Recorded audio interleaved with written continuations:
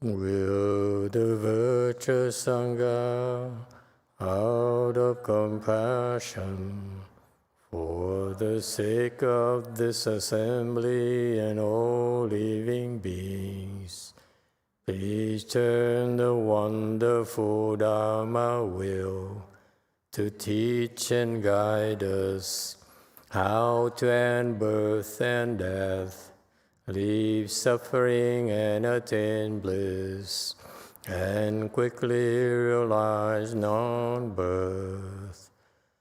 Cung kính Đại Đức Tăng Tình, vì thứ Pháp hội cấp nhất thiết chúng sanh, tình chuyên diệu Pháp luân giao đạo Nam Mô. Như há liêu sanh thoát tư, ly khổ đạc lạc, tất chứng vô sanh. Homage to the Blessed, Noble, and Perfectly Enlightened One. Nam mô Sananto Suchedo Ye Alahudi San Miao San Puto Xie.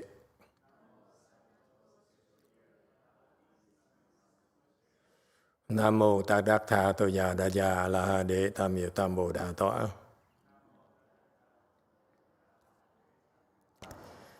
The unsurpassed, profound, subtle, and wonderful Dharma in 100,000 million aeons is difficult to encounter. Now that I'm able to see and hear, I will receive and maintain it. I vow to fathom the thus come one's true and actual principles. Wu sheng sheng she wei miao fa bai jian wan jian an zao yu. 我今见闻得受持，愿解如来真实义。O Buddhas and Bodhisattvas, Venerable Qingliang, Venerable YongHua, Venerable Left-Home People, and all good knowing advisors, Emitofuo. 诸佛菩萨、精良大士、师父上人、各位出家人、各位善知识，阿弥陀佛。Chư Phật Bồ Tát kính thưa Thánh Lương Quốc sư, Hòa thượng Điển Hoa, quý thầy cô và quý vị thiện sư thức A Di Đà Phật. Okay, hello everyone. Today is the 7th of August, 2021.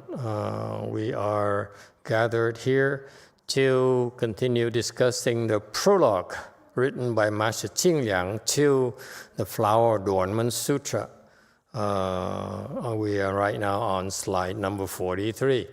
It's a pleasure indeed to be discussing this with you, because the more I look into it, the more pleased I am that I've decided to talk about this. Because what happened is that here in this prologue, Master Qingliang gives us an overview of the principles contained in this Flower Adornment Sutra.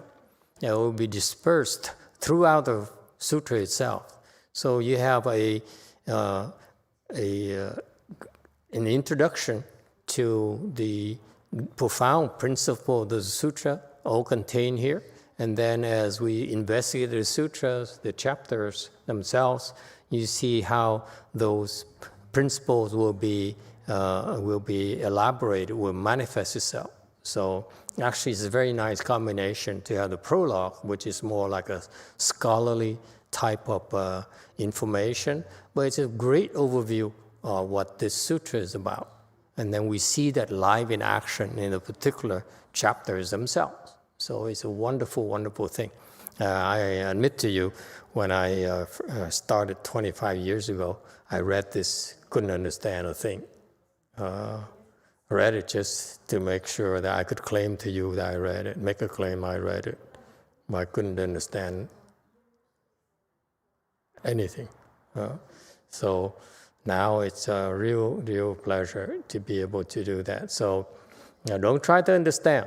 The point here is that just listen plant the seeds, whatever bothers you, ask questions, and we try our best to convey the information to you. And it's a challenge personally to be able to find a way to share this information with you.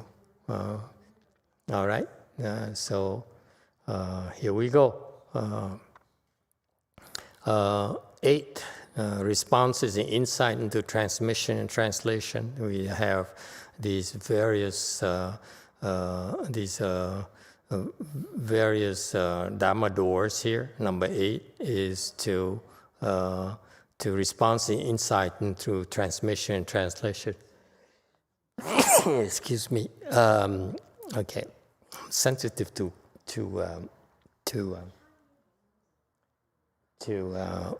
drafts.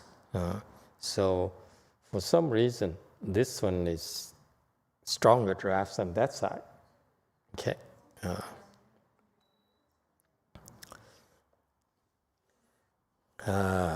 All right. Responses.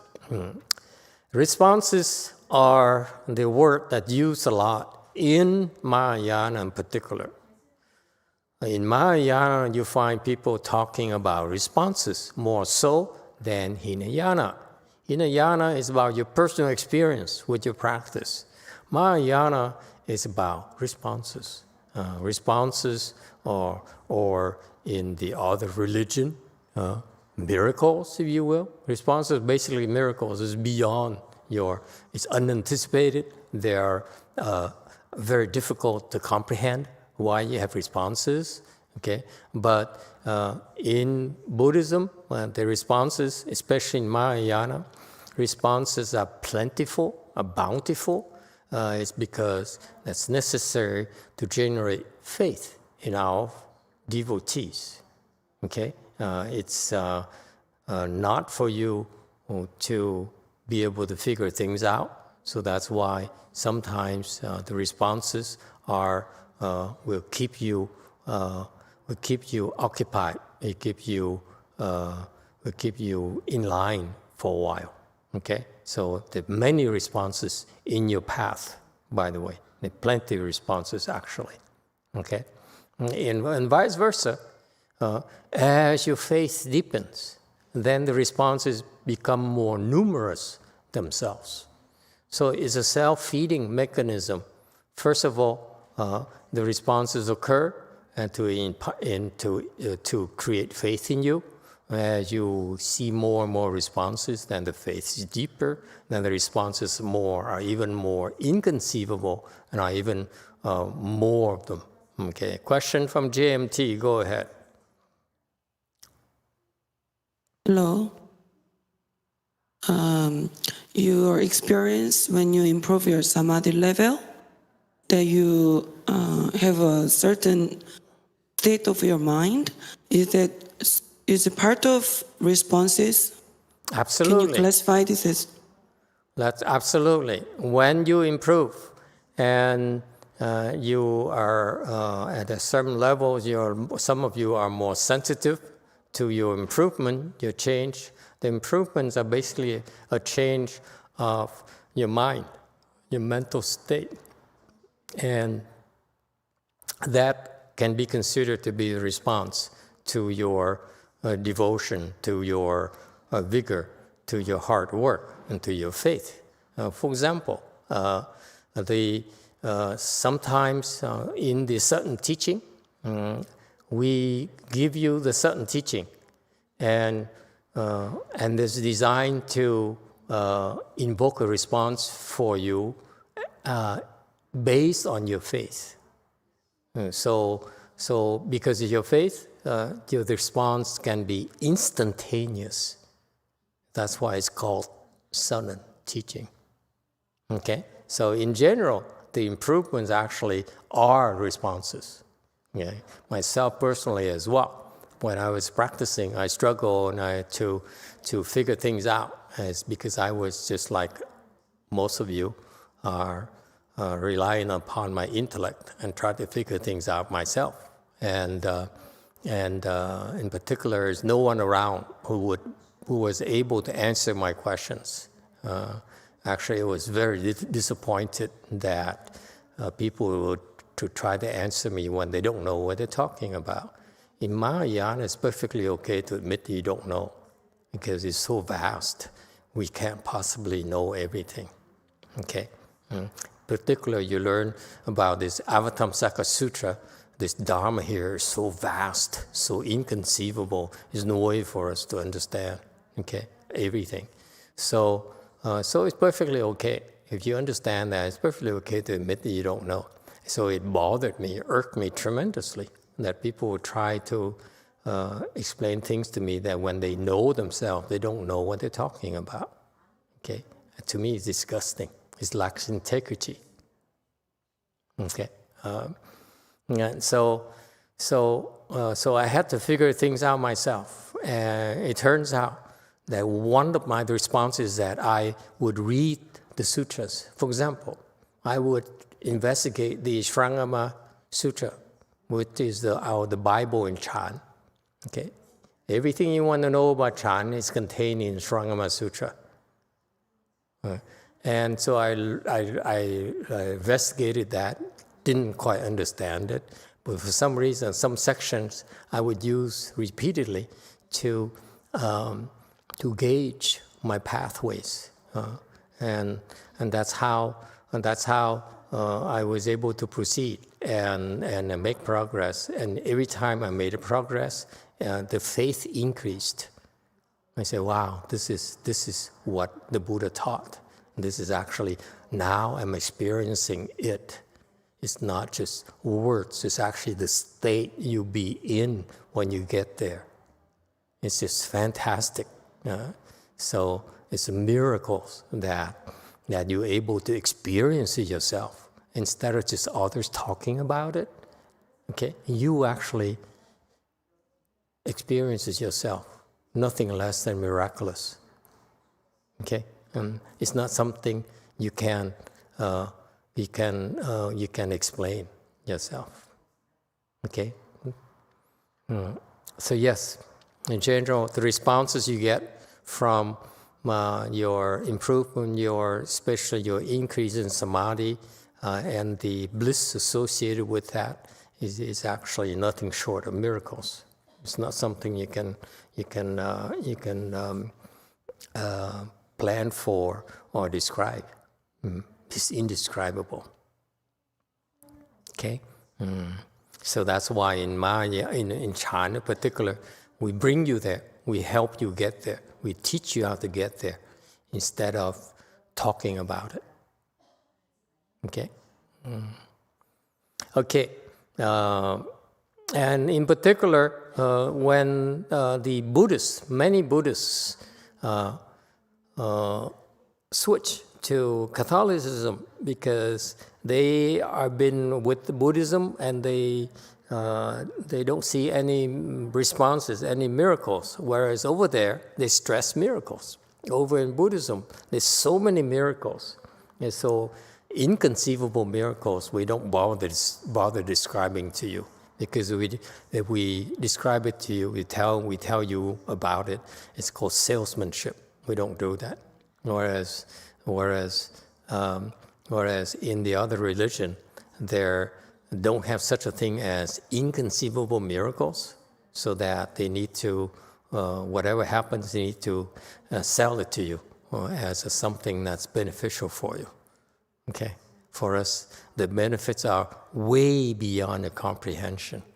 For example, for you to go from one level of samadhi to the next, the benefits are just inconceivable. There's no way for you. There's no end to describe those benefits for you.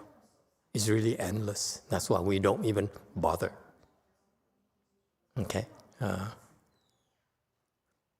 Master YongHua says that back then in the patriarch's time, Bodhidharma patriarch's time, he says the monk in India were incompetent. Okay, meaning that they weren't able to receive the Flower Adornment Sutra teachings. They weren't qualified to accept the certain teaching. In particular, in a Chan school, we have this certain teaching. You cannot call yourself a Chan school unless you have the certain teaching. That comes from the sixth patriarch. Okay? Sixth patriarch is the one who formulated something called certain teachings, and this is what my teaching is about. And after that, all his descendants who are of any level of attainment would go around telling, propagating that so-called certain teaching that they inherited from the sixth patriarch, and so on in later generations. Including when we had the Weiyang school, it's also all about certain teaching, but they don't talk about it, you see. But now I find myself talking about it to differentiate ourselves with the other, with my peers. Because Master YongHua taught the certain teaching. But when I got to the association, he stopped teaching. He actually was on his last leg, and he's dying. He was dying. He's dragging his life out to live a little bit longer so that I don't quit prematurely. I didn't quit prematurely. I was too invested after 6 months to quit. And then he died. So he taught a certain teaching, but he didn't spell it out the way we do. And the reason I spell it out as certain teaching, because it's the essence of Chan. Chan is certain teaching, it's nothing else. Okay? And the reason I spell it out is because my peers don't. Okay? That's not Chan. Chan is pure certain teaching. Okay? So it's the same thing. The monk back then in India were not capable of receiving the certain teaching. Go figure. Okay? You have this huge continent of people who have had Mahayana roots planted for lifetime after lifetime after lifetime. Excuse me, for thousands of years. Okay? And they ran out of worthy students. And what happened back then is only the Chinese were ready to receive the teaching. So Patriarch Bodhidharma had to cross the Yangtze River on a reed from the southern shore to the northern shore. He went there and he showed off. He produced a miracle. Okay, to impress the Chinese. Okay, usually a Chan master, a pure Chan master, would never do that. Okay, we frown upon the Chan masters who have to show off. What are you trying to sell? Shame on you, you know. But he's Indian, so we forgive him. Okay, so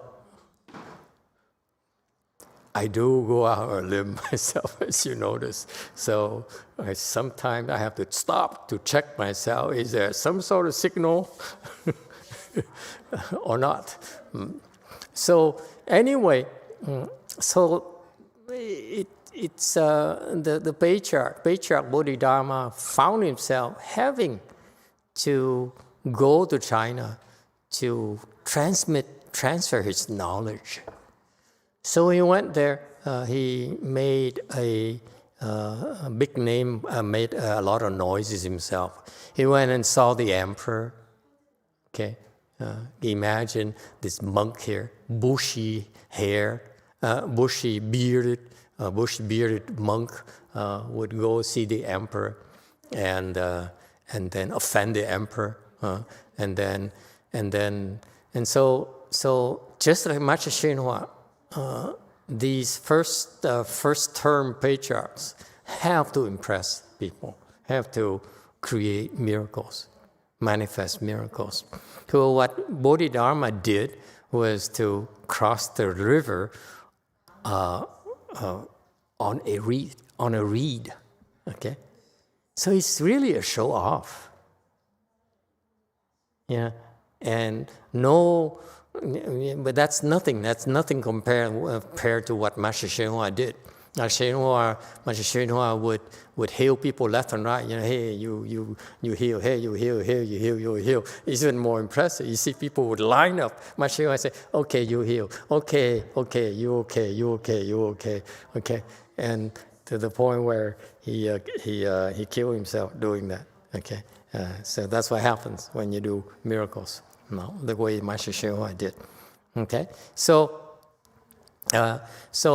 that's what these early patriarchs have to do, to the point where Master Shenhua sacrificed himself to create all these incredible, inconceivable miracles, responses from these people, because these people all they have to say, Master, please heal me. I'm sick. I'm suffering too much. Please heal me. Okay, I believe in you. Okay, and Master Shenhua would heal him just like that. Okay, and basically that only occurs the way he did it because he took on their illness. And he's so compassionate. He wasn't even fighting those illnesses. He says, you want to kill him? Kill me instead. Okay? That's called compassion. And I don't advise you to do that, by the way. Okay? It will shorten your life tremendously. Tremendously. His life is so humongous, so a cancer can kill a little bit of him, but the cancer would kill all of you. One cancer would kill all of you. One cancer kill a little bit of him. That's why he healed, a lot of people to produce his miracles. And it worked for me. I heard about those stories. I know these people were sincere, so I believe. I mean, there's no doubt in my mind. There's no way that the miracles happen in China, in Hong Kong. It's the same in China. They're different, right? In Taiwan, in Malaysia, and so forth. Everywhere he went, he had miracles. He healed people left and right. That's what impressed me. So there's no doubt in my mind that Master Shenhua is the real deal. Okay? And so that's what these early people have to do. These early teachers have to do. In contrast, second patriarch is simply, sitting on his rear end and do nothing, and people still believe because of the shadow, the giant shadow the Master Shenhua left behind. Okay, so basically he died for the second patriarch as well. All right, so that's the responses. Responses usually occur because of your faith in Mahayana. And the responses and faith are interconnected. Responses because of faith, and faith generates more responses even. Okay? Yes. Two hands. There's a question on YouTube. 平等清净 asked, Master, last weekend, after staying overnight at the Buddha Hall, I felt good that day when I crossed my leg during afternoon lecture. I was amazed that the overnight sit felt good. Is this a response? For her, probably not. Remember, 平等清净 is an anomaly. So she's always the exception to the rule. In general, it's a response. But for her, unlikely is a response. Okay, any other questions? That's it? Okay, very good. Work harder, then maybe there will be more responses. Insights. Okay. Insights here, in Chinese here, refers to 感通, 通 here. 感通, okay. 通 here is they translate as insight. Actually, it means to penetrate. Okay? 通 is to penetrate through. Why is it called insights? Why why can't we just call it penetration? Penetration is so worldly. Okay? But the concept of insight is actually penetration. Agree or disagree? Okay? You have an insight is because you're able to see what's not obvious. Yes? You see beyond the surface. You see behind the scenes. So you have to penetrate something to see behind it, to see beyond the appearance, beyond the manifestation, beyond the marks, if you will, the appearances. Okay? So because of that, it has to penetrate. So this is a very important concept because at the low level, at all levels, as a matter of fact, you need to have some kind of penetration, some kind of insights that others don't have. Okay? That's the mark of a superior person. They have insights.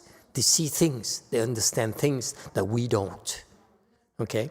Which requires what? For them to have an insight, you need to penetrate through some kind of layers. Okay? That layer is your confusion, your obstructions.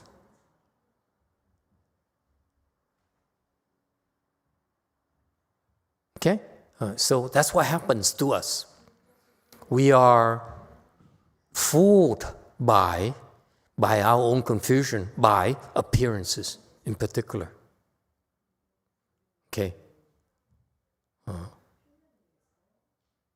All right? Women. I remind you, women, for example, when men courted you, okay, you realize most of our nice cars are rentals. Huh? That's our best clothes, okay? Because we never do our laundries. And the rooms are clean because it usually isn't, okay? And so forth. You see, so the appearances work. They have a way of confusing you. You see that? That's the nature of the insight. You're able to look at that and say, oh, that's not you. The way you walk and the way you dress are not consistent. Okay? The way you talk and the way you smell is not consistent. Okay? So that's what happens. You have these illusions that you need to penetrate through to see what's really it's about. Okay? And that's called insight. Okay? And also, it's not just confusion, but also your obstructions. The resistance you need to break through, okay, in order to see. Okay? So that's the nature of the insight. The insight is to see beyond the obvious, to see behind the scenes. Okay, and at a high level, it's called prajna wisdom. Prajna wisdom is the ability to see beyond the ordinary. Okay? For example, I'll give you an example that's applicable to, I think, primarily men only. I think so, yeah. The Buddha looks at men and says, I see a future Buddha. That's prajna wisdom.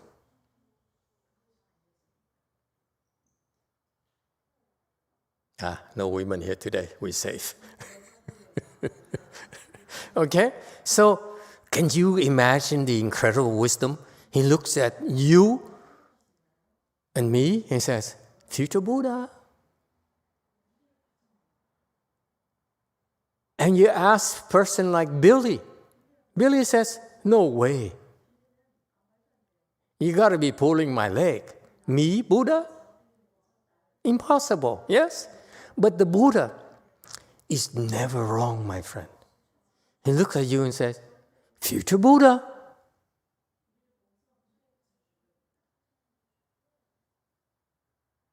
Okay? That's incredible wisdom. I admit to you, I could never see any of you as a Buddha.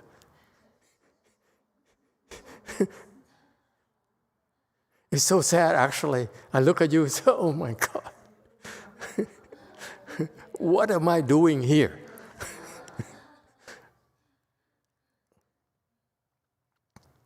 Okay, so the Prajna wisdom is this wisdom here that it cannot be communicated to others.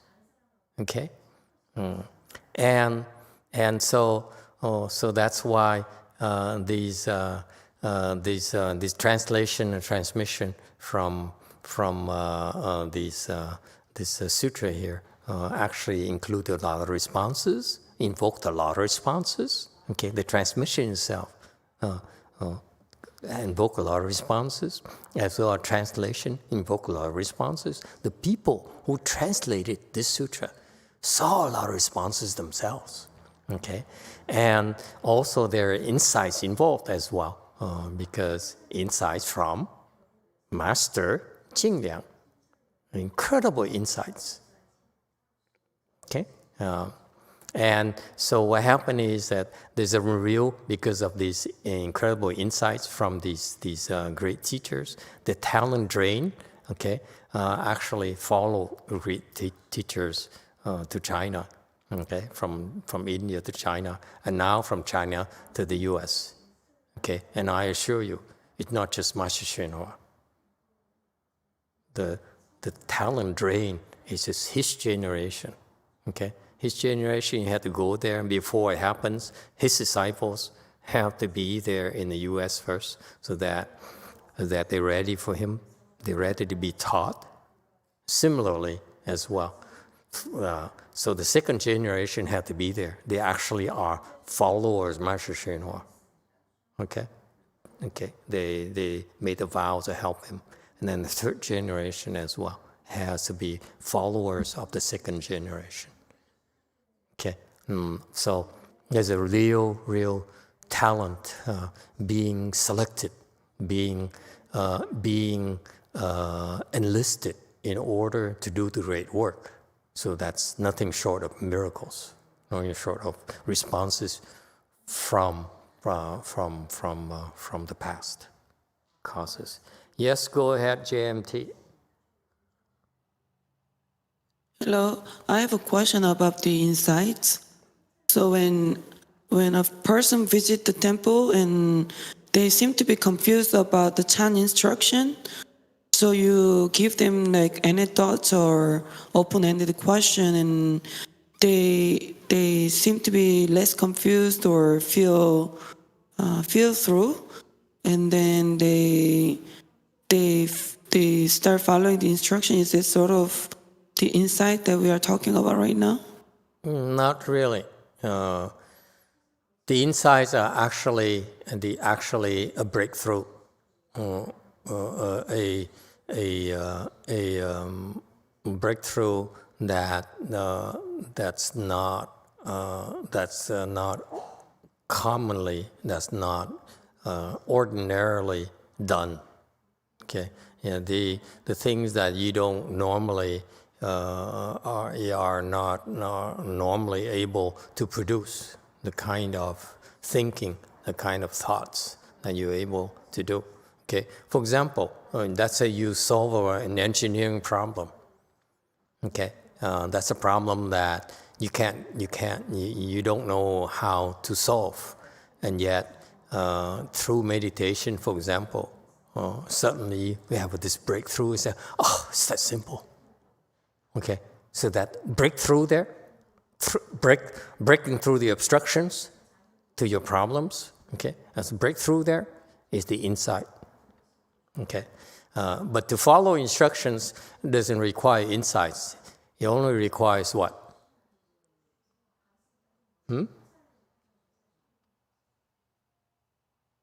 Blessings. People are misguided into thinking that they can figure out things. Actually,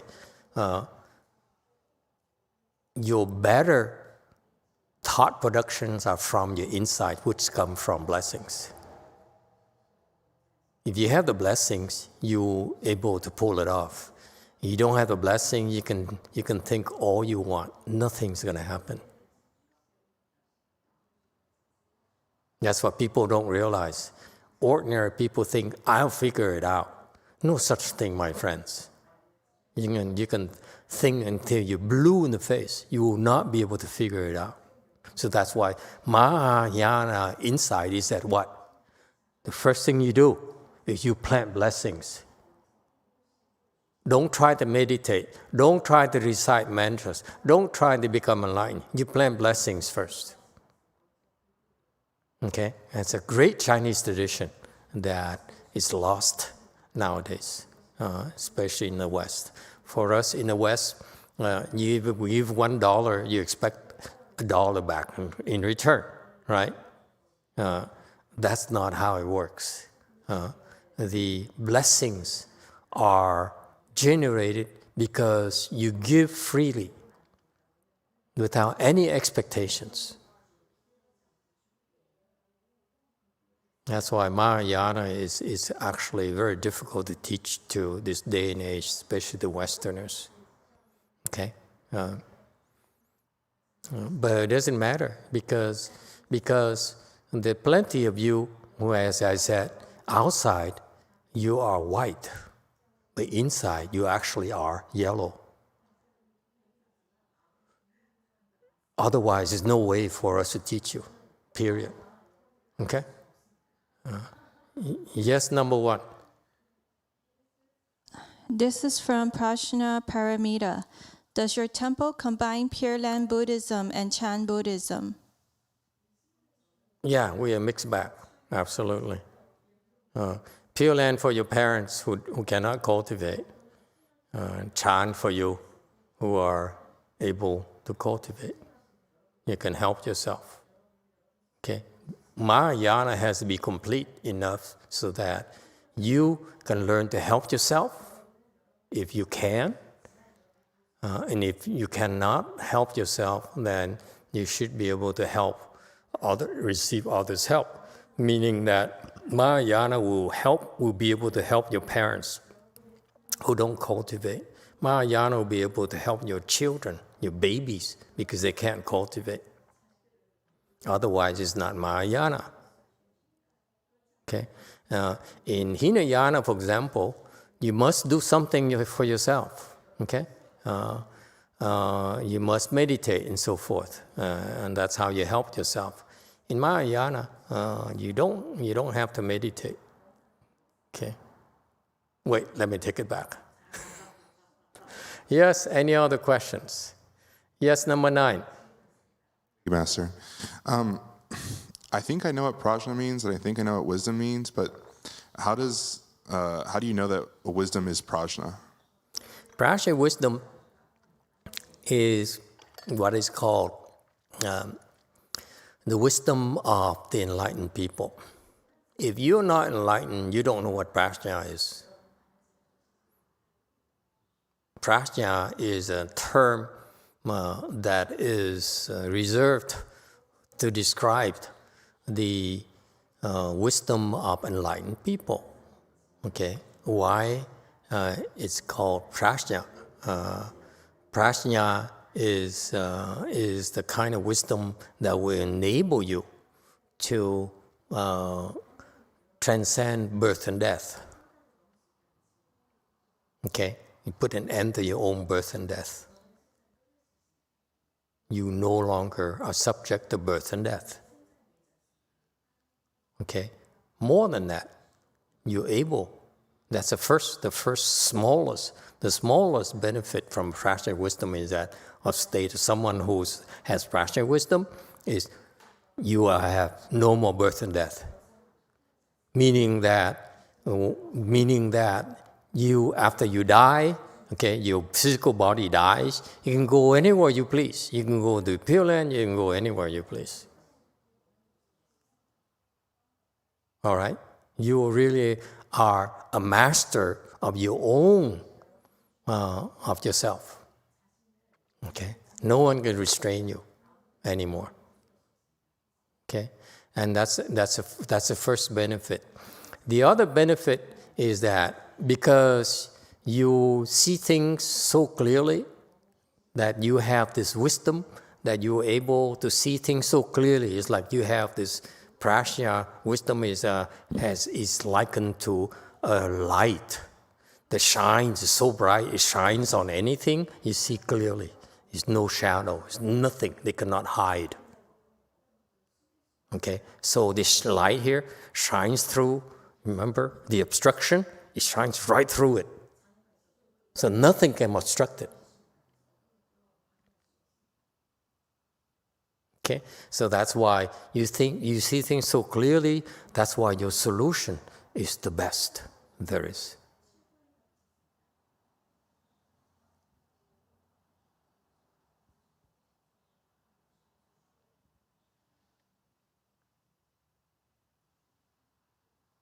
Okay, also finally, along with practicing wisdom, you also are able to have this indestructible substance.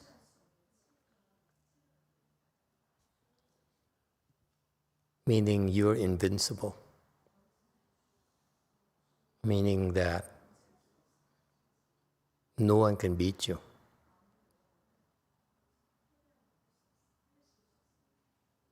Why is that? I tell you the secret why you're invincible. Would you like to know? Why? Because you have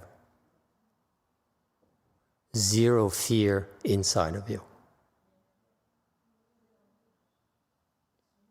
Yesterday, when I was teaching the Asian Chinese Chan class, someone asked me, why do you make me sit and cross my legs and do the pains?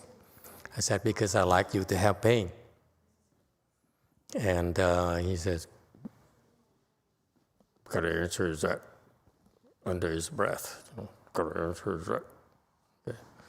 Because as long as you have an iota worth of fear in your psyche, you will never become enlightened.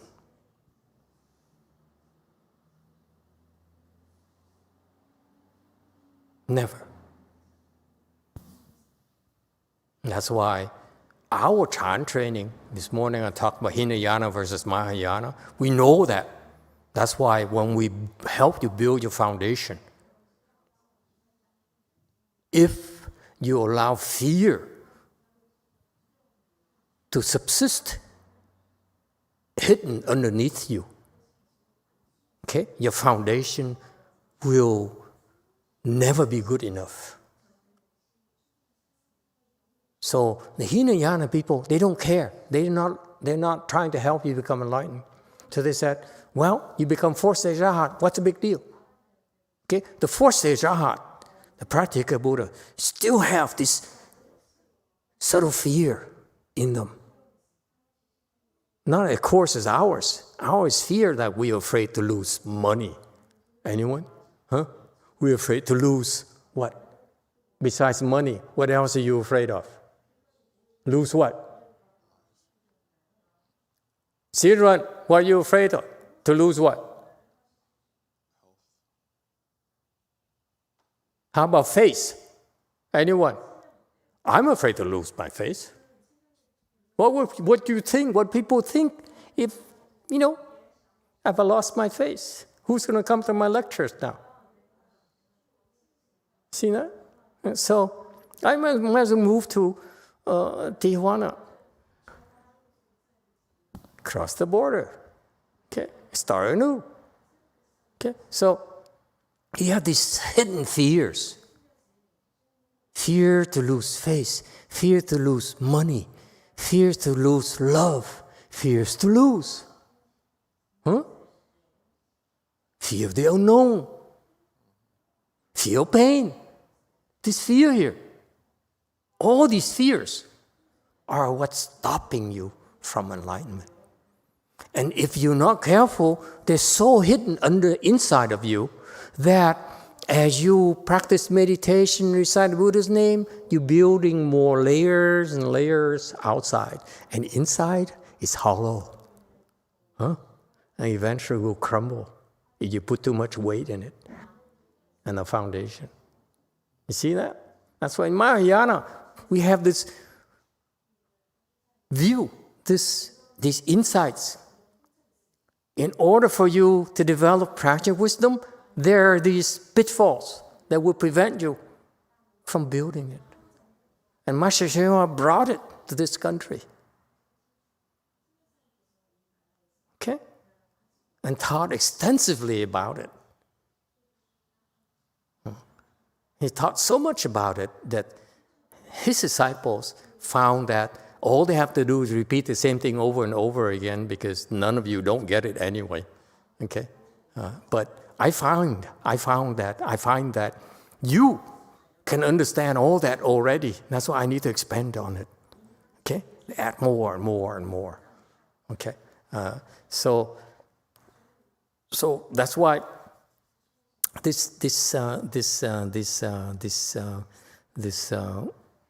as long as you have this fear there, then deep down you know you can be defeated. You see? You're still vulnerable. But once you get rid of all the fears, then that's how you really become invincible.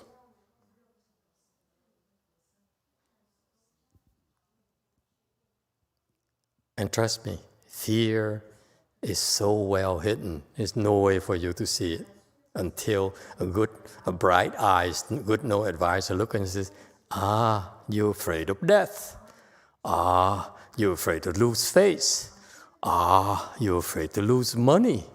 You're afraid to lose your wife. See? So someone asked me recently, I'm afraid to lose my wife. I said, be nicer to her, and she doesn't respond, dump her.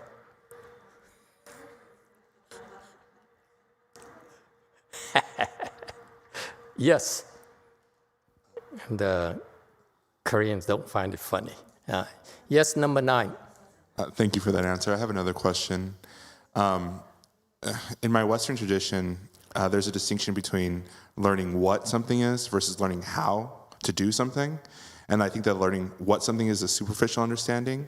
But then on the first line where it says responses and insights in transmission and translation, many of those words to me mean like different versions of learning. But in Buddhism, there's this huge emphasis on insights and especially transmission. And so what type of learning is it that is so special? It's really nothing special at all. The outside of Buddhism, they make a big deal out of it. The transmission, the responses, and miracles, and so forth. For us, it's not a big deal. If you ask someone like the Buddha, he says, for 49 years, I've taught nothing at all. To us, it's revolutionary. To us, it's so insightful. For him, it's nothing. Okay? So that's the difference. And the difference is that these teachings really don't exist by themselves, don't stand by themselves. The teachings only are in response to your needs. If you have no needs, there's no need for you to learn Mahayana. Mahayana is only a teaching in response to your dire needs. Okay, so what dire needs? So what are these teachings here? Teachings in order for you to solve your problems. that you can't otherwise do. You cannot solve your problem by yourself. Okay? You're too engaged. You're too involved. Lifetime after lifetime, that's why there's no way for you to figure it out. The habit energy is too strong. Okay? Take lying, for example. I don't know any of you lies, but I do. Often, every day. That's why in my monk's precept, I have a precept against lying, because I fail miserably every day. And that's why precepts are there, because the Buddha taught, hey, YongHua, don't lie. And what do? I lie. Honest to God. Okay? So you see, if I don't lie, there's no need to tell me that I shouldn't lie. Agree? And that's the Buddhist nature, Buddhist teaching, by the way. Okay? The teaching is only in response to you, in response to her, in response to you, and so forth. Otherwise, if no one has any problems, there's no need for Mahayana, there's no need for Buddhism at all. Okay? So Buddhism has two parts. The one part is that the insights, what you should know. You don't have to suffer. Why do you keep on accepting the fact that you are miserable? It's okay to be miserable. No, it's not. It's not okay to say, I'm miserable, but what can I do? Yes, you can do something about it. Okay? Just because the other people cannot, they resign to it doesn't mean you should be. Just because your parents are resigned to it doesn't mean you should be. Okay? Your parents taught you how to survive, how to have a good life, but they never taught you how to stop suffering. Have they? I challenge you to go anywhere out there, any university, any family, any great success stories, and they tell you, I'm depressed. Anyone? I'm depressed. I watch, for example, the Olympics. I love to brag about it because I find it's deplorable. These great athletes, you know what happened? The common thread among them? They're depressed. These are so rich athletes, so super famous. They are idols. My idol. And they're super depressed. You know why? They're lonely. They always feel themselves compelled to deliver, compelled to perform. If not, they're not liked anymore. They're not sponsored anymore. They're not making good money anymore. It's so much pressure on them, and no one understands it. All we want from them is, be my idol, be a success, be someone I look up to. And I said, can I just be human? No, you can't. We pay you too much. We cannot afford to let you be human. And that's why they're so depressed. Simone Biles was so depressed. And everyone says, you've got to be successful. You can be even more successful. You cannot afford to be a girl. How dare you? Don't you know how much many of us are looking up to you? Children, old people like me who idolize you. How could you let us down? And that's why deep down they're so depressed. They said, I'm so lonely. All this money, all this adulation is meaningless to me because after all that, I go back to my room. I feel so lonely. I feel so used. I feel like my life is not my own anymore. It's my parents because I need to buy them a bigger house.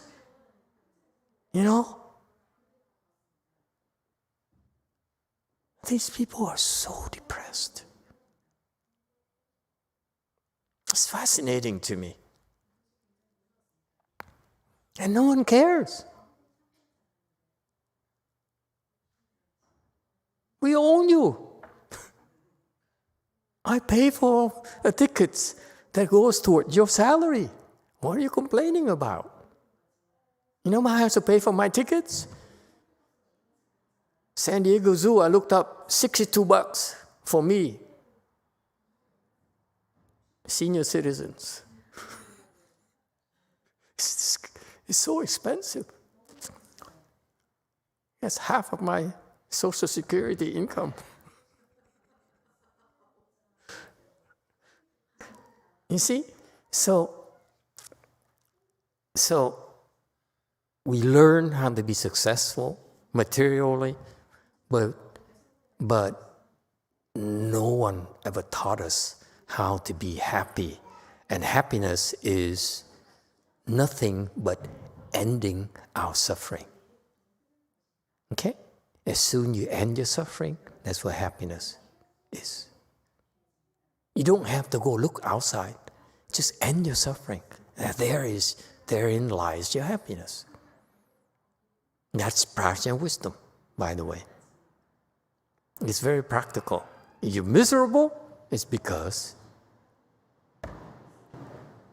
you don't have practical wisdom.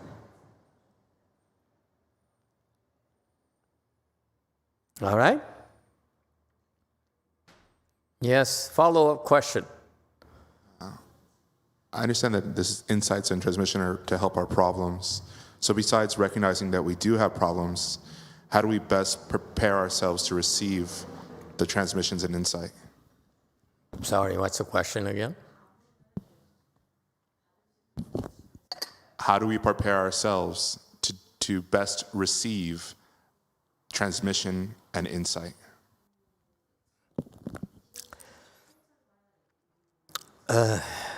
It's a difficult question to answer without offending people. But here it goes. You have to be worthy of it. It's just like in Mahayana, there's concept of Dharma vessel. The vessel is only conferred upon you because you're worthy to receive it. Meaning that it's not given indiscriminately. There's a lot of precision. That is, unless you are able to receive it, it cannot be given to you.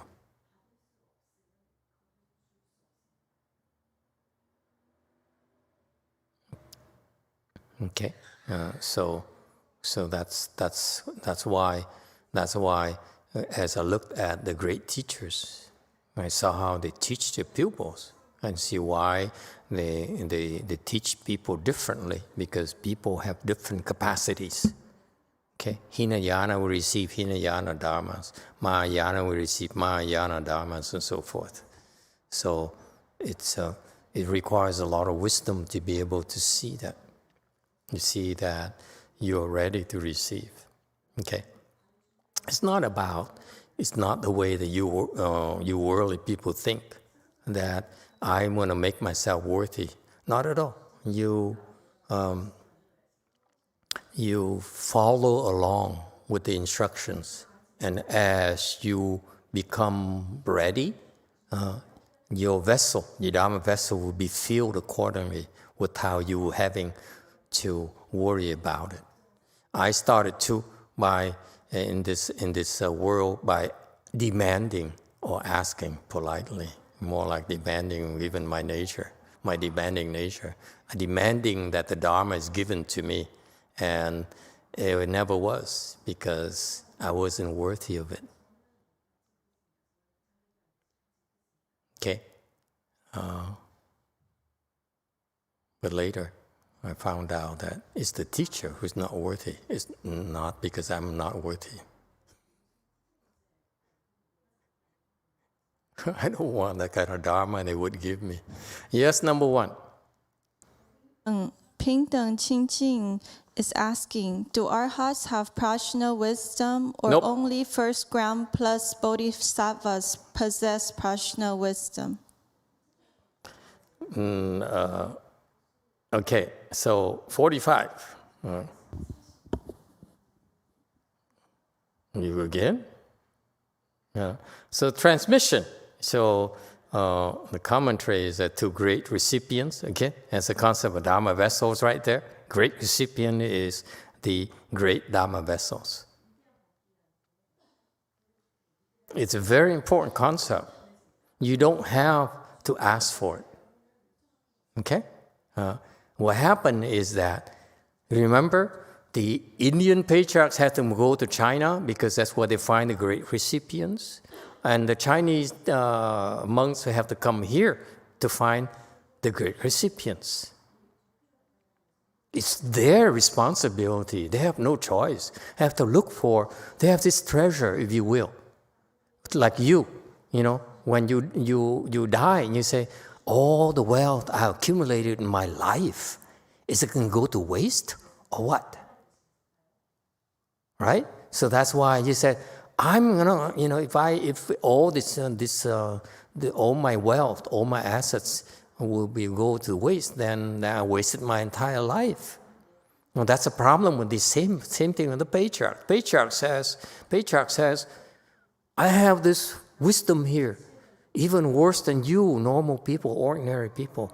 They have this wisdom here that's given to me by my teachers to benefit living beings.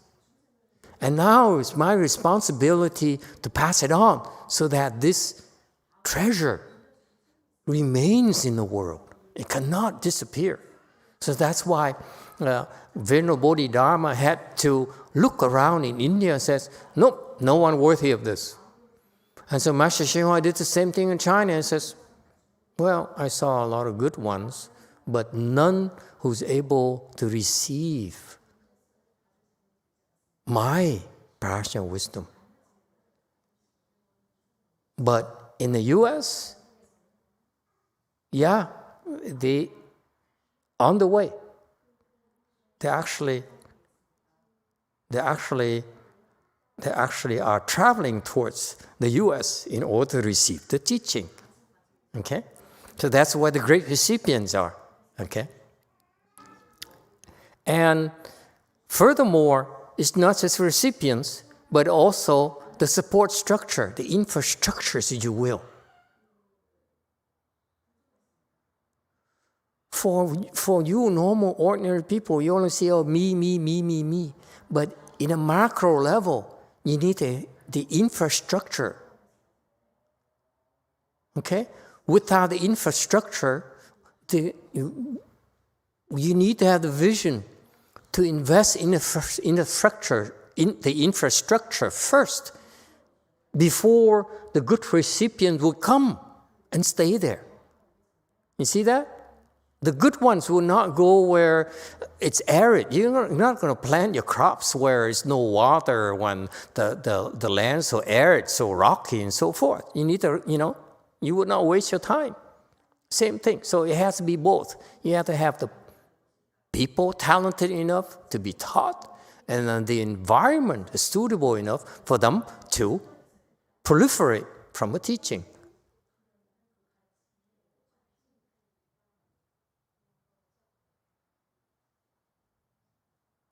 And when you look at it, look around in the whole world right now. In the US, we have the environment, the infrastructure that enables individuals to be able to discover their own without intervention for the government. Look at the Olympics. The US has the highest count of Olympic medals, the Olympic champions, without the government touching them, supporting them at all. Look at that. Because the infrastructure. Okay? Yes, they have muscles, they have special talents, raw talents, so forth, have samadhi power. But what's remarkable in this country is that the infrastructure is there for them, for the individuals to prosper without intervention from lesser people.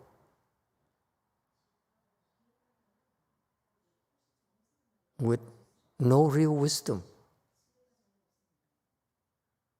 Okay? And then, back on slide 45, Master YongHua predicted. He says, the transmission of this great Mahayana Dharma will flow from U.S. back to Europe, back to Asia, and so forth. Okay?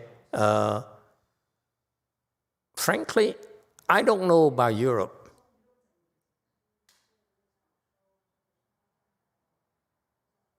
Okay? Because Europe is so Hinayana. Okay?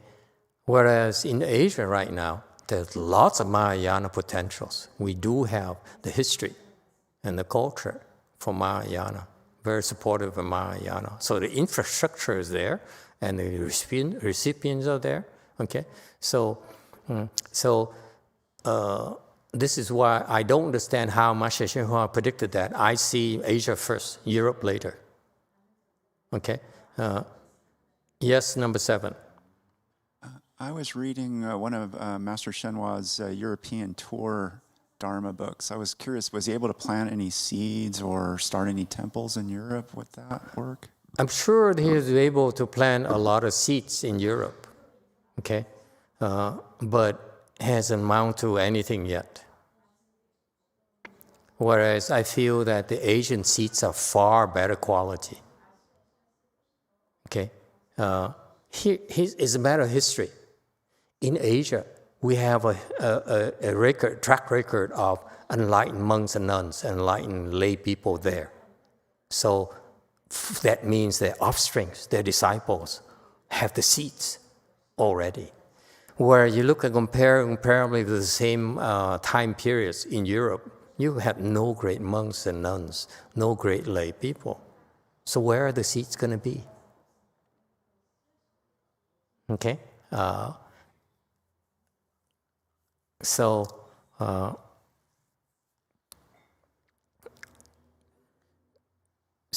it's happening. So for us, for example, we are moving to Asia because Asia is ready. Okay? And plus because I owe Asia. Asia is open to us. Okay, whereas I find Europe to be too Hinayana. They are not quite ready yet. Okay. And in particular, in Mahayana, we have a mind-to-mind transmission. This mind-to-mind transmission is the certification that you are a qualified teacher. JMT, go ahead. Hello, I heard from a lot of monks and nuns and lay people. A few years ago, there was a rumor in sun meditation centers that a good knowing advisor, a competent good knowing advisor will come from the West to Korea, and then the Buddhism will prosper from Korea. There was a rumor in sunbangs. Yeah, from the I West. was told. Yeah, from the West meaning is from India. Because where they are, the West is India.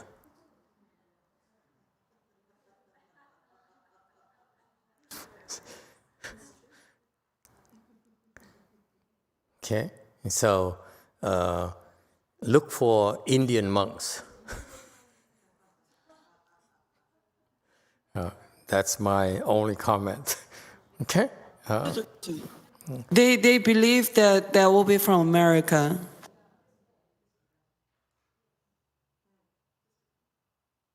So it's going to be a white monk coming from America. I hope the white monks likes kimchi. Okay, the translation. Translation is I highly praise the standards set up by Master YongHua as his organization, the DRBA, Dharma Realm Buddhist Association, where actually I'm told by one of their high-ranking members of the translation committee that they consult both the Sanskrit and the Chinese texts. So it's pretty remarkable that scholarly-wise, language-wise, it's pretty impressive.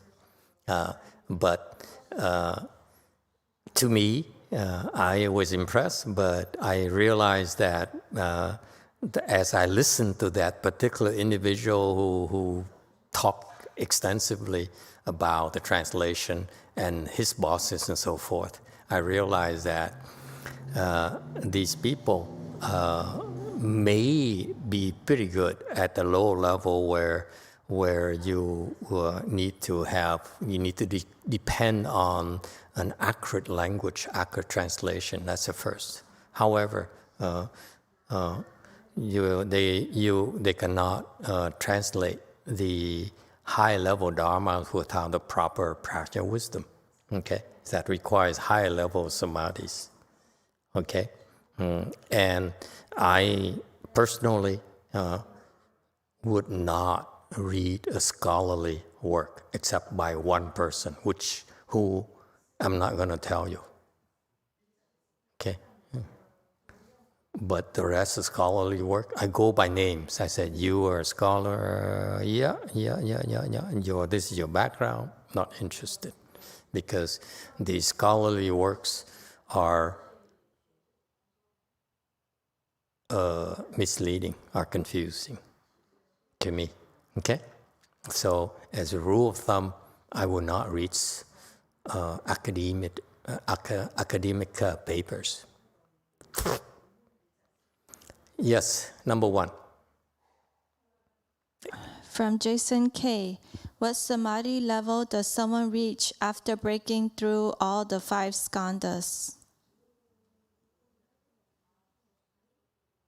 You break through the 5 skandhas, you certify the 4th stage arhat or higher. Okay, next. 46, 9. So the ninth section, of the composition of makeup of the sutra is a general explanation of sutra's title. Okay, 47. So why the sutra was chosen to have such a name. Okay, so it gives you a general idea of the name. Okay, number 10 and slide number 48 is detailed elucidation of the meaning of the text, meaning you actually go into the text itself, text proper, and then you explain it. So this is the structure of the Avatamsaka Sutra. So now we begin with door number 1, causes and conditions. Okay? What are the causes and conditions for this teaching, for the Flower Adornment Sutra to be spoken? So it says, to begin with, causes and conditions. When the sage sets forth a teaching, it must be for a reason. 出因缘者，夫圣人设教，必有由至。 Okay, in 51, commentary. To begin with, causes and conditions. So we start discussing the causes and conditions for why this Flower Adornment Sutra was spoken, was taught. Okay? And he says, when the sage, he refers to the great sage, the Buddha, okay, sets for the teaching. So my comment was that, you see, right here, the great Master Jing Liang says, when you look for teaching, when you learn something transcendental, learn something spiritual, it has to come from a sage. You don't just learn from just anyone. Pick up a book and read anything. Okay? Learn from a great sage only. And personally, I would learn only from a great sage, like the Buddha. to me, anything below Buddhas and great bodhisattvas would be a waste of time. Okay? And so these people, when they taught something, they came to our world, taught something, there must be something very important. Because remember, the nature of Mahayana is that it's nothing to be taught. That means that we must have a huge problem, don't we? Humongous problem. That the sages and the Buddha who says, I better show up and tell them, hey, boys and girls, better fix this problem. When are you going to take it seriously?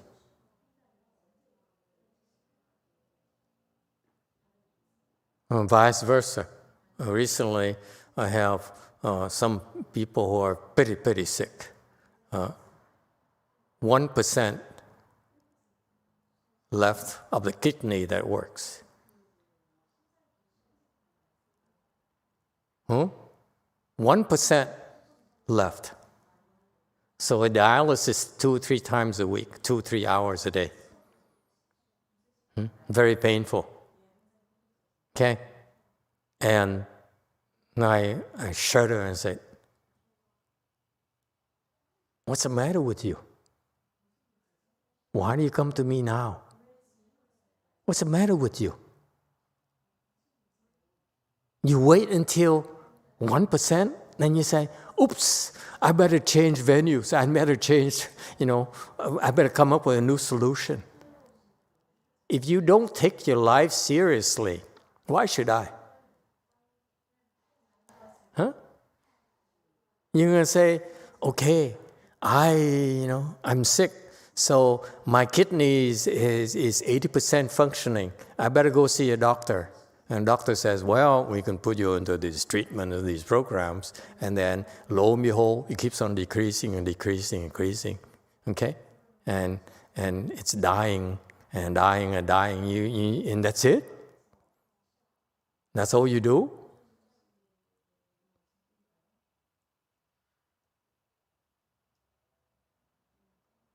If you don't take your life seriously, you don't take your problem seriously, why should the Buddhas and Bodhisattvas?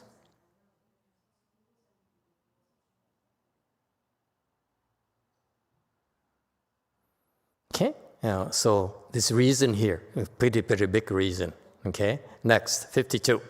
Sumeru in the mighty ocean, because of causes great, are stirred and swayed. 若须弥巨海，大因方为摇动。53. Sumeru is the tallest mountain in our world, and the mighty ocean. Okay, so you're talking about very tall and very huge. So three-dimensionally, they're humongous. Okay, they inspire awe. For this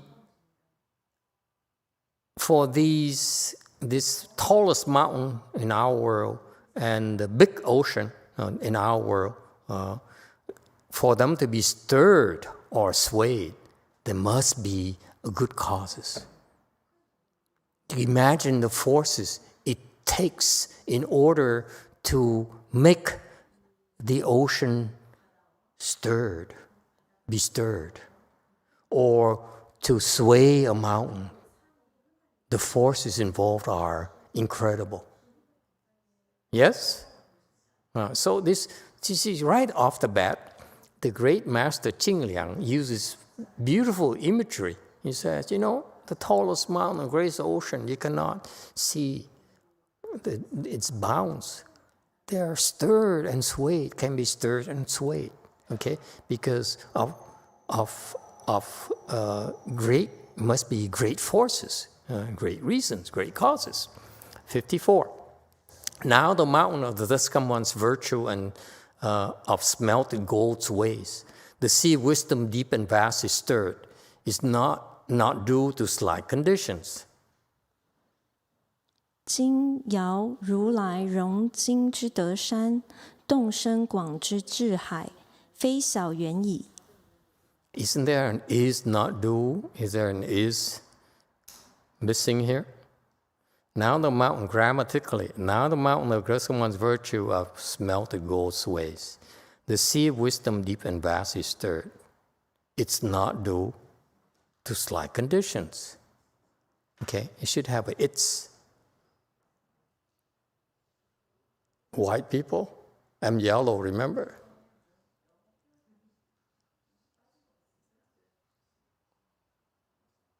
I know I'm going out of on a limb here, but it seems to me something is a little bit off here. Okay, so the Mount Sumeru is analogous to the virtue of the Buddhas, the thus come one's virtue. Okay, this virtue is so incredible that it can smelt gold. The virtue, invisible force, is so humongous, it can smelt gold. Okay?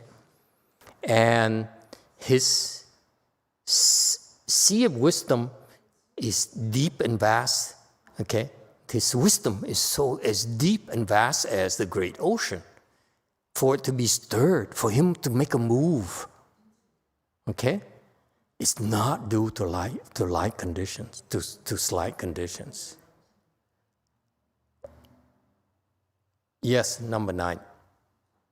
Why is the Buddha referred to as thus come ones? It's called, it's translation, one of the 10 titles of the Buddha, that's called Ru Lai, meaning that the one who came to our world. Well, actually, he didn't come from nowhere at all. So that's Buddhism for you. It's unlike the other religions. We use a lot of riddles. Okay. So many riddles that even in the names, thus come one. The one who came to our world. Thus meaning he actually didn't come at all. He does come, but actually he didn't come. He came from nowhere. And yet he's here. Just like that. Okay? So there's so that's why is one of the 10 names, 10 titles of the Buddha. Okay? And this Buddha here, his virtue is incredible. The virtue, something invisible, and yet it can smelt gold. Yes, Kath. 8. So you can tell how excited I am. I have a question then. So that means that the virtue came from nowhere? He came from nowhere. That's right. So that means it was created from nowhere and then it's just there? Yes, sir. If you stick to this advanced teaching of the Buddhists, you will find out that it actually came from nowhere at all. It's just so advanced. I kid you not. Anyone else? To be elaborated later.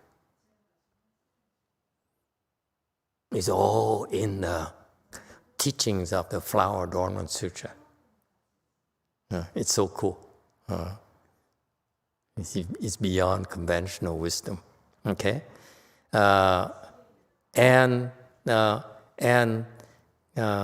Remember, between Buddhas coming to our world, okay, there's a long time period.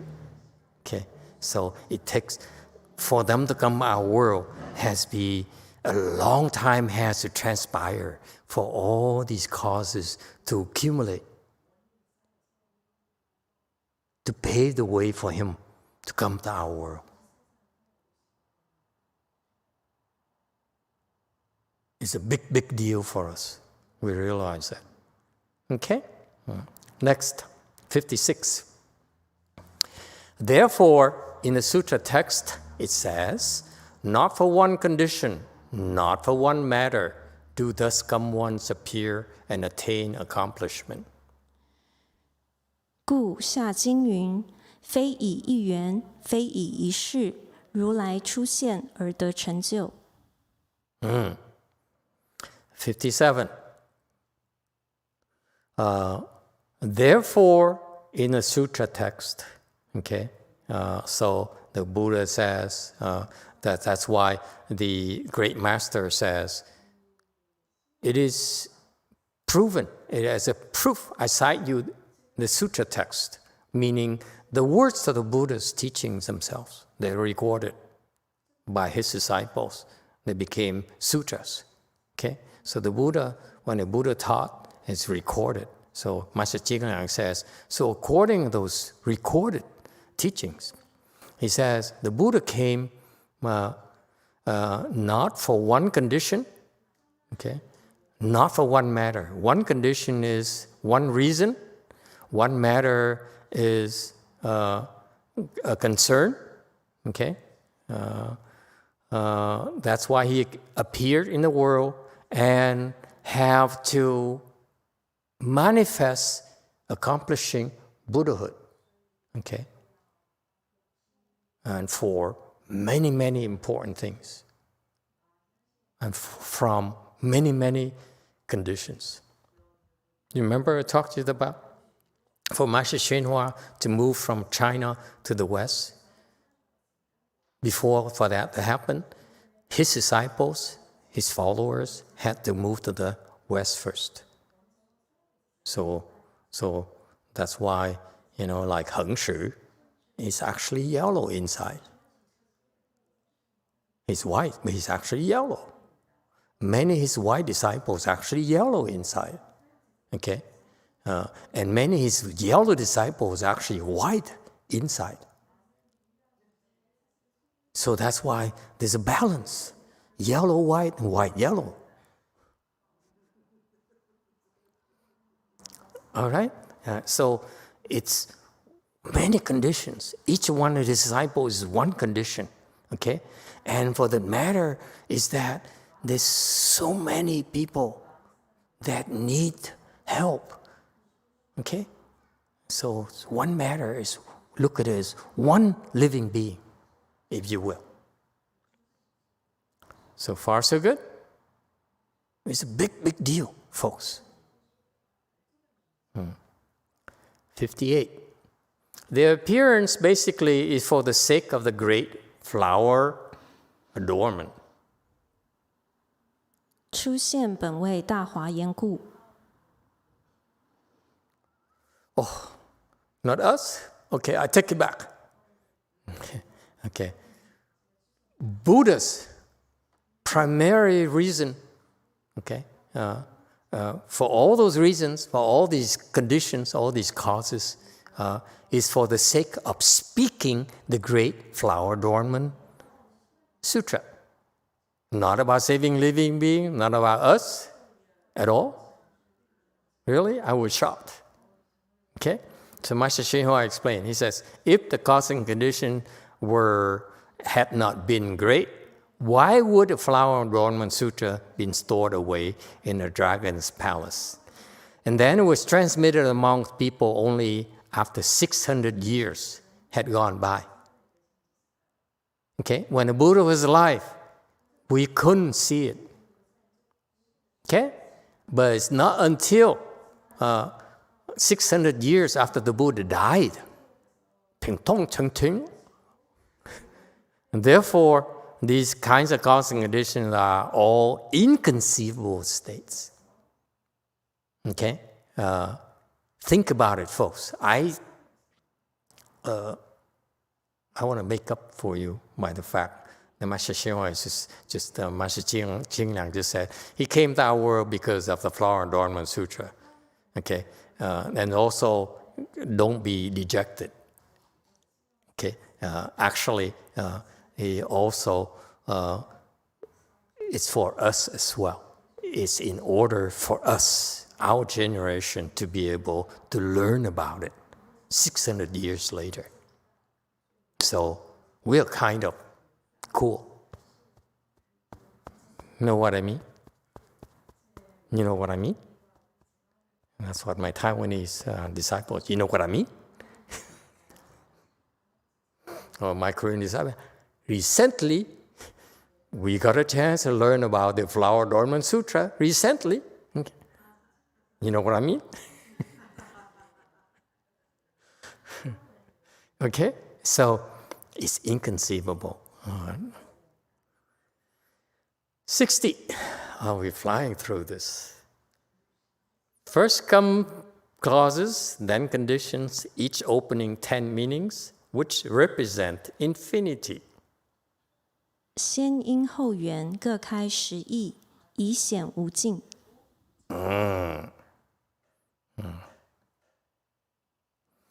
He says there's original causes, okay, and then there are aiding conditions. The cause is the main driving forces. Conditions are aiding forces, okay, and each opening 10 meanings. So they multiply on each other, like decision trees. Decision trees for the mathematicians, they call decision trees as binary. You go to one and you say yes or no, left or right, okay? And then you go next node, left or right, yes or no, that kind of thing. For the Flower Adornment Sutra, its decision is 10, okay? Meaning 10 is for in a decimal system. It represents a big number, all exhaustively conditions for 10. The next layer is 10. Next layer is 10. Okay, so that's infinity. Okay, as I said, versus binary tree. Okay, so it's not possible to keep track of it very quickly. All right, so so in other words, the cause and conditions for the Flower Adornment Sutra to be taught to us and to the Bodhisattvas are so intertwined, okay, infinitely, that for us, we cannot understand it anymore. We cannot possibly understand anymore, okay? So it's beyond our comprehension. It's not enough time for us to try to understand. Okay? 62. The causes, 10 interpretations. One, and because the Dharma should be that way. 因实义者，一法因而故。 So, what are the causes for the arisal of the Flower Adornment Sutra, the Flower Adornment teaching? The 10 causes. Okay? In general, you classify these causes into 10. The first one is that 63 is because the Dharma is that way. All right? 64. Meaning that the responses from the Dharma is so, meaning it has to be taught. Okay? That way. It has to be practiced that way. And the responses from this Dharma all over the universe is that way as well. So everywhere you go, you have responses like that from this Avatamsaka teaching. And that's how it's taught, and that's how it's practiced. So that's why those of you who are on the way to the Buddhist heavens, namely the Pure Land, that is. You will find out once you get there, the Avatamsaka Sutra is also taught that way over there as well. So you actually, if you are a Pure Land artist, Pure Land Buddhist, you will find that you're learning one of the most advanced dharmas in the Pure Land as well. Here, right here. Q&A, go ahead.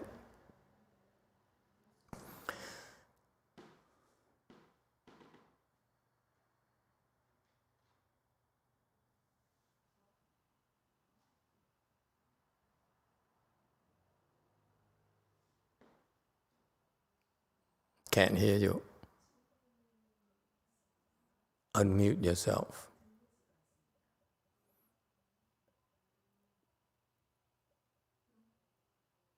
Okay, no more Q&A. Oh, what a miracle.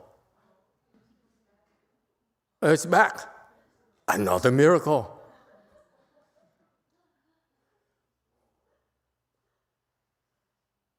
No, Dharma must be this way.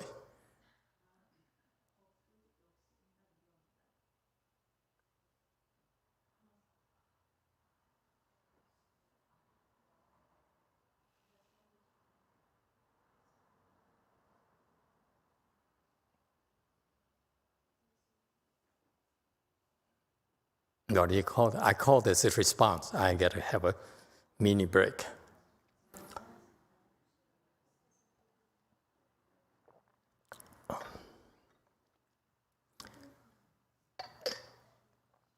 That's it?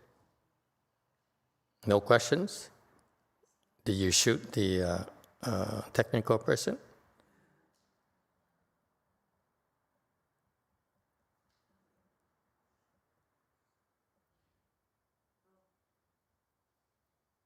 Okay, go ahead. Comment from JMT.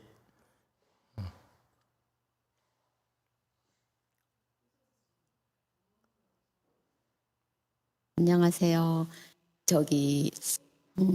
아라한은 아상이 없다고 하셨는데 아까 아라한도 두려움이 있다고 말씀하시는데 두려움을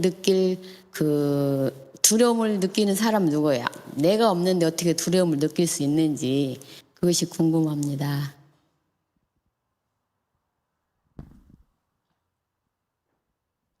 I heard Ara doesn't have self, but they still feel some fear. Then how come if they have no self, who feel the fear? Repeat that. Ara doesn't have, you said Ara have still feel fear, but he doesn't have self. Then how come if there is no self, how come can they feel fear? Who? Ananda? Arahat. Ahat? Arahat. Arhat. Arahant. Either you say Ahat or Arahant. Either way, I understand. But Arahat, I don't understand. Repeat the question, please. Arahant. That's so Hinayana. It betrays the Hinayana background. Arahat has no self. Yes. But still feel fear. Yes. Then who feel the fear? Who what? The here? Who feel the fear? Who feels the here? The fear. Who feels the fear? Yes. So that's the question. It's a fair question, which I'm not sure I have the answer to, because I have no self.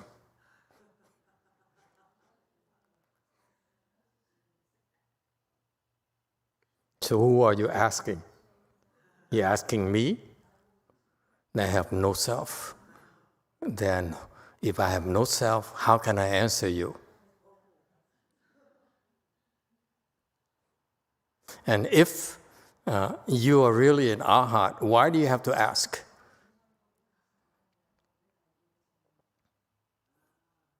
Who is asking?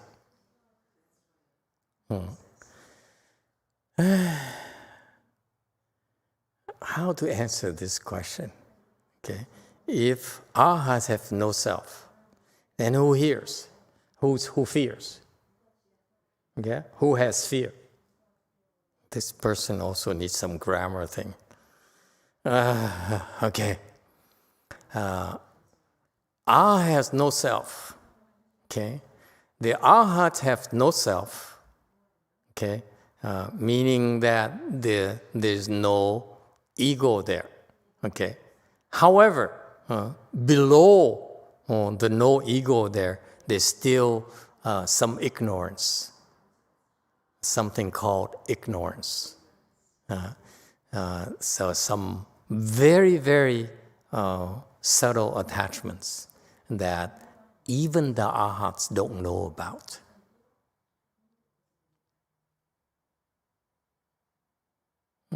So that's why they still have very, very subtle fears they are not aware of. Only the bodhisattvas can recognize that and know that, and that's why they can rise above it. Okay?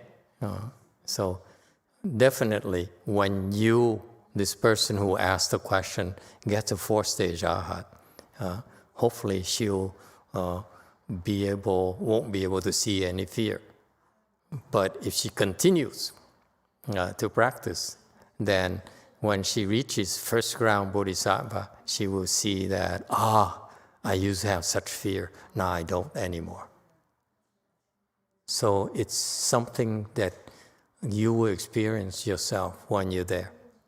Okay? It's not meant for you to be able to understand. Okay? That's why we keep on stressing to you faith. There's no way to explain to you.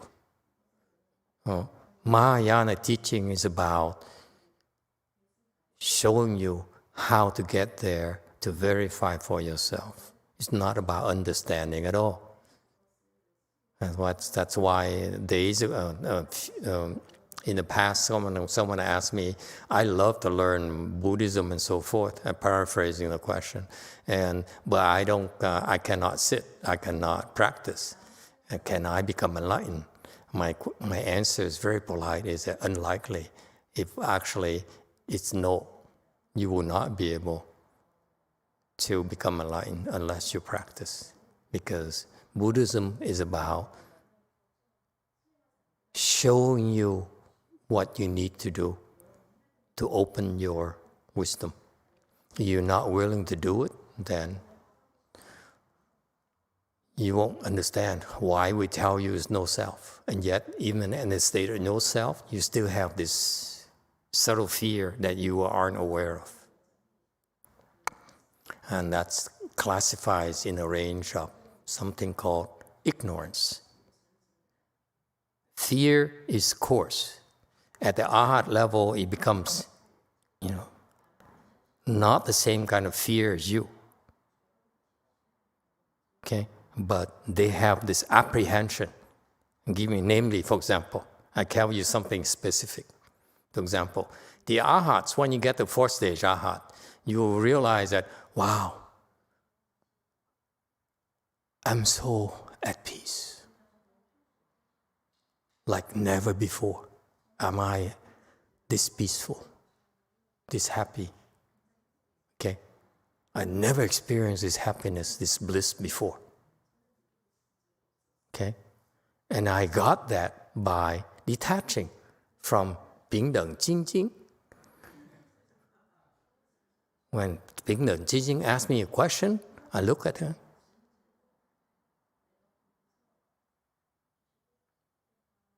And I see no one asking a question.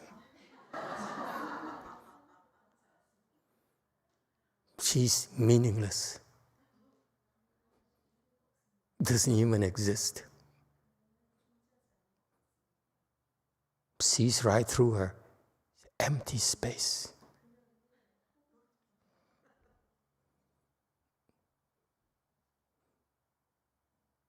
I see no hands at all. You see what I mean? So that's what happens. Okay, are you paying attention, Koreans? Okay, I'm showing you things that your teachers will not describe it to you. I describe it to you because because I'm not white. Anyway, so the Arhat is so free. He says, I'm so free. I used to look at Pingdang Jingjing and say, wow, that's spy number 2. And then, since I got to 4th stage Arhat, I said, what spy? What number 2?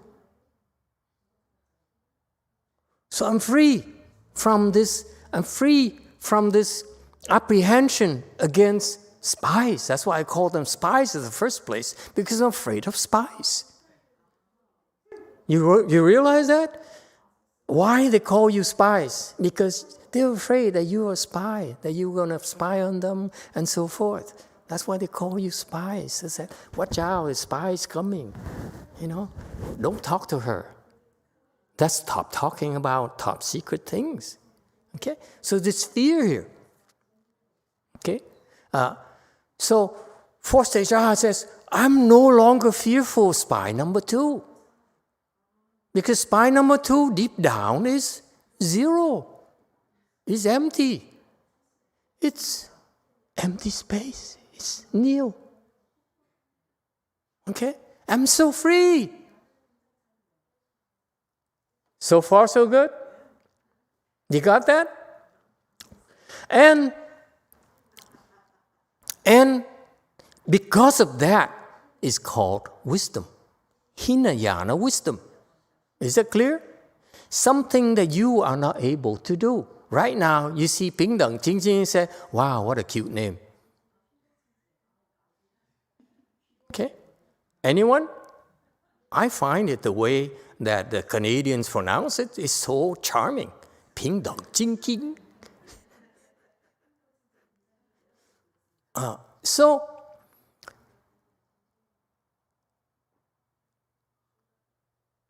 But you get the 4th stage Arhat, you see, he's so free. You say, oh, wow. There's nothing there to get excited about. So far, so good. That in itself has a problem. You know what?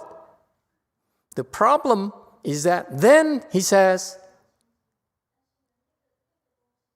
because he has this insight that spy number 2 actually is nil, is empty space. It doesn't exist. What happens?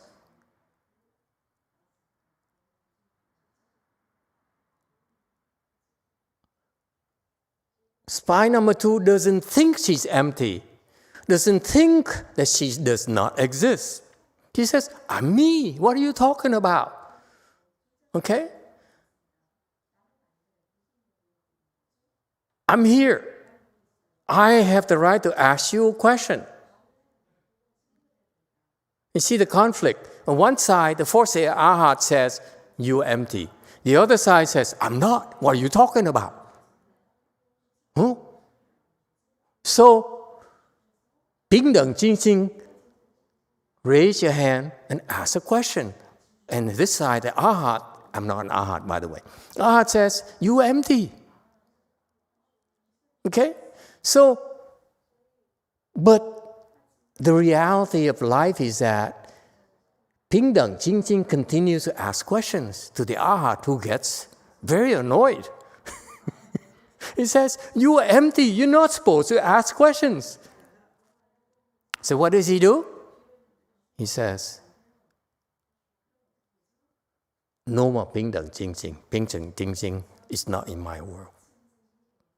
He says, I don't need to deal with Pingdang Jingjing because after all, it's empty.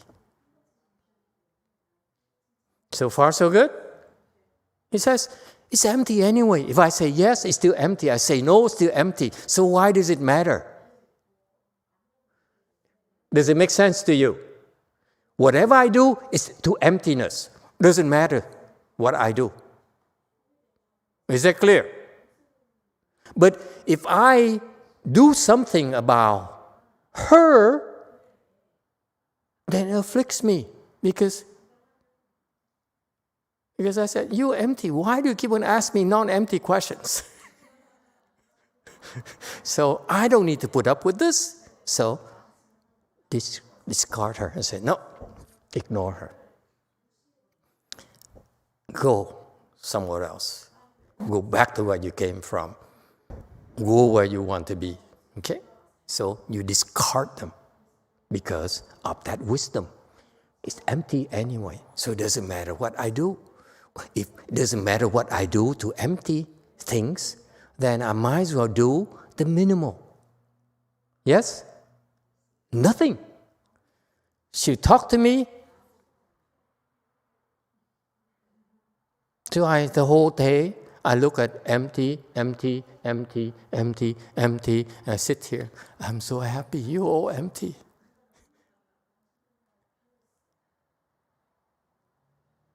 See that? They can get to that. So far so good, Koreans? You understand that? That's called wisdom. So far so good. But the arhats don't realize the fact that she's empty and they choose to treat her like empty is based on the fear that they'll be agitated if they don't. Don't tell the arhats, okay, Koreans? Okay? Don't tell them. Don't tell the Theravadins. Don't tell the Hinayana. They'd be so offended.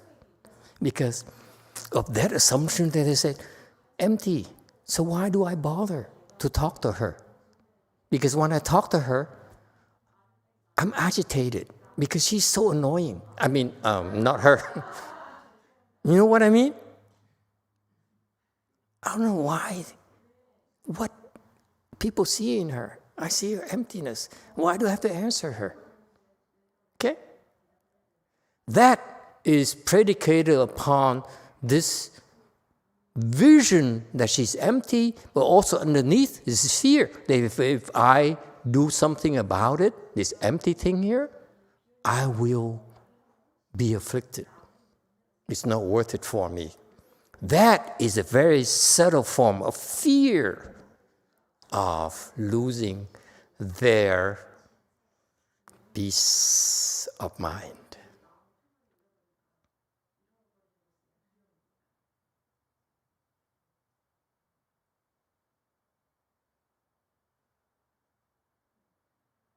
Does it help? So that's why this fear, this very subtle fear that the arhat doesn't realize. Okay? They said, it's you empty, so it's not worth for me to bother with you. Not worth it is fear. Okay? Because you're afraid to waste your time. You're afraid to waste your energy. You're afraid to get afflicted. You see that? That's very subtle fear right there that you're not aware of.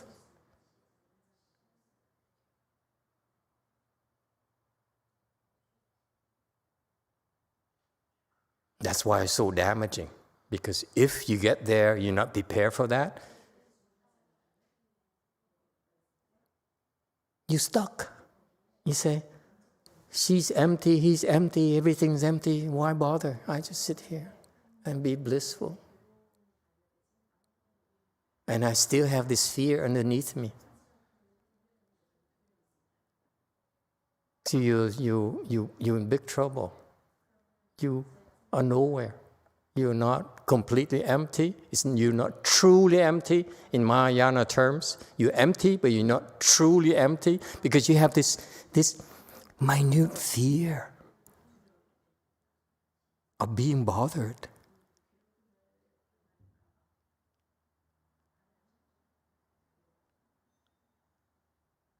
So even though she's empty, but you should not be fearful that she will bother you. That's what the arhats does not have. Does it help? It's very subtle. That's why the arhats, no way the arhats can understand. Okay? And especially when did they get there? And we try to explain to them. I said, but you're empty.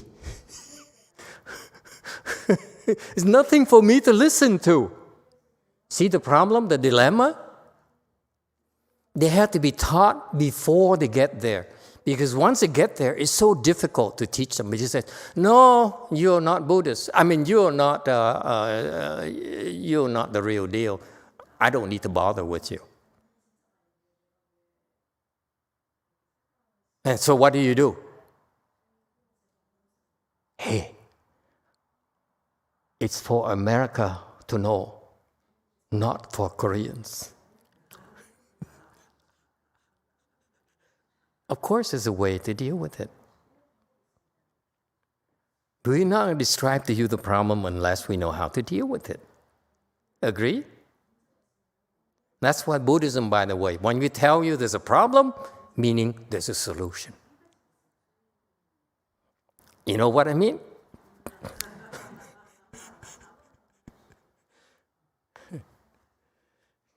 Okay.